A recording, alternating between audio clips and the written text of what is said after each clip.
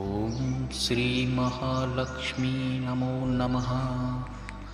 సర్వమంగళమాంగళ్యే శివే సర్వార్థసాధికే శరణ్యే త్రయంబకే దేవి నారాయణీ నమోస్తుతే. స్త్రీలు మంగళసూత్రం కట్టుకున్న తాడు గురించి కొన్ని విషయాలు తెలుసుకుందాం. వివాహ సమయం నుంచి స్త్రీలు మంగళసూత్రం ధరించడం భారతీయ సంప్రదాయం. ఈ సంప్రదాయం 6వ శతాబ్దంలోనే ఆరంభమైంది. మంగళసూత్రం అనే శబ్దం సంస్కృతం నుండి పుట్టింది. పెళ్ళైన స్త్రీకి అందం, ఐశ్వర్యం, మెడలోని తాళిబొట్టు. భర్త భార్యకి కట్టినప్పుడు వేద మంత్రాలతో ఆ తంతు జరుగుతుంది. మంగళసూత్రంలో పార్వతీ పరమేశ్వరులు కొలువై ఉంటారట. ఎటువంటి కీడు జరగకుండా వధువు సుమంగళిగా ఉండాలని పార్వతీ పరమేశ్వరులు స్త్రీల హృదయానికి ఆనుకుని ఉంటారు. అందుకే మంగళసూత్రాన్ని స్త్రీల హృదయం వరకు ఉండేలా చేస్తారు. హృదయ స్థానానికి మంగళసూత్రం ఉండటం వలన ఆ స్త్రీ సుమంగళిగా ఉంటుంది.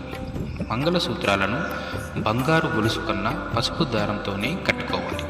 ప్రతి శుక్రవారం, మంగళవారం అమ్మవారికి పసుపు కుంకుమ పూలతో పూజ చేసి ఆ వస్తువును మంగళసూత్రాలకు పూజా సమయంలో పెట్టుకోవాలి. ఇలా చేస్తే 5వ తనం ఇచ్చే పార్వతీదేవి కటాక్షిస్తుంది. భార్య మెడలోని మంగళసూత్రం భర్తను వివిధ రకాల దుష్టశక్తుల నుంచి కాపాడుతుంది. మంగళసూత్రాలలో పగడం, ముత్యం, నల్లపూసాలు తప్పనిసరిగా ఉండాలి.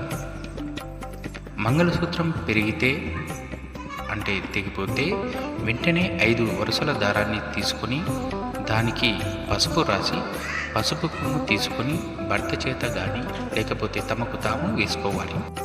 మంగళవారం, శుక్రవారం కాకుండా మిగిలిన రోజుల్లో రాహుకాలం లేకుండా మంచి సమయం చూసుకొని కొత్త పసుపు తాడు కట్టుకునవలెను. సూత్రాలకు పిన్నీసులు, ఇనుము గల సంబంధిత వస్తువులు పెట్టుకునరాదు. దేవుడు ప్రతిమలు మంగళసూత్రం మీద వేసుకోకూడదు.